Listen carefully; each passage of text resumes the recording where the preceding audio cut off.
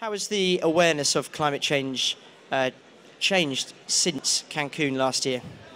Well, it has actually been a progressive process in which, in the beginnings with Cancun, it was first it was a big news, and then Mexicans started, getting really involved with climate change, and the government has done a great job into giving opportunities to civil society and youth into participating in all this. So we've had an evolving process in which our government and our institutions, our organizations are more involved every time. So, Constanza, have you seen a change too? Do you think your government has been forced to be more proactive since hosting the summit? Yes, for sure. And actually, I think the awareness that has brought into civil society about climate change, being in Cancun, the last COP, it has brought university level and the student level a critical mass around climate change. However, we do know that there's a long way to go ahead on this. So I think it was a stepping stone. It was a big step for us. However, we have to still put it in the top of the agenda of youth and civil society and government. And guys, Mexico is still classified as a developing country, but obviously it's an enormous economy and hugely wealthy financially in terms of the sort of GDP of the whole country. Do you think countries like Mexico should be taking more responsibility at talks like this and agreeing to pay more and offer to cut their emissions more?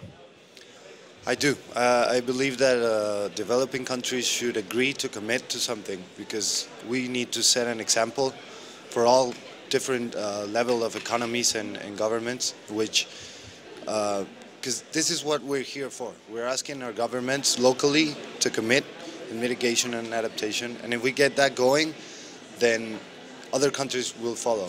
So we need to be a good example, and we're right there in the middle. We're a big economy, but we need to commit to the environment.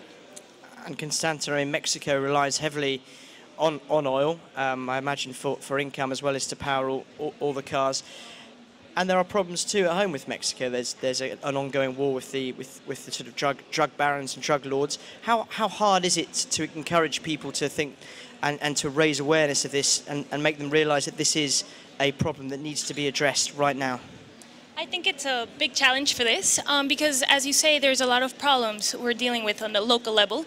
And however, climate change, you do not see an immediate effect. It's more like a medium and long term, though there is being a lot of rain lately, and the food prices are going up because of all the effects of climate change. So it's really, I think, an awareness program that has to be set on agenda, and to really invest both on security to be able to have this green economy going, and also knowing and understanding that climate change affects us all in all levels. So getting that is a big challenge, but I think it has to be done and pushed. And Martin, what sort of contact have you had with your delegation? Have you been able to speak to them and let them know your key concerns and your ambitions for COP17? Yeah, basically every day. It's a very open delegation.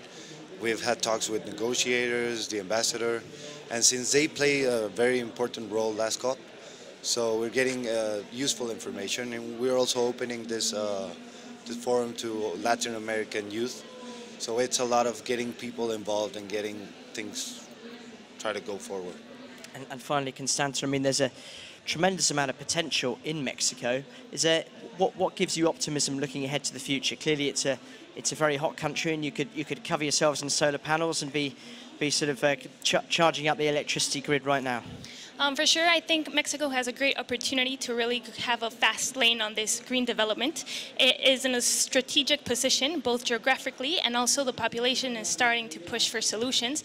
Also, it's a great place to invest in these new technologies for this external investment. So we're having these two thumbs up on the progress we're looking at in Mexico. However, we do know that it's going to take both the effort of the government and civil society and business as well to see this as an opportunity for business, for civil society, and for the government to go as a whole, as a country.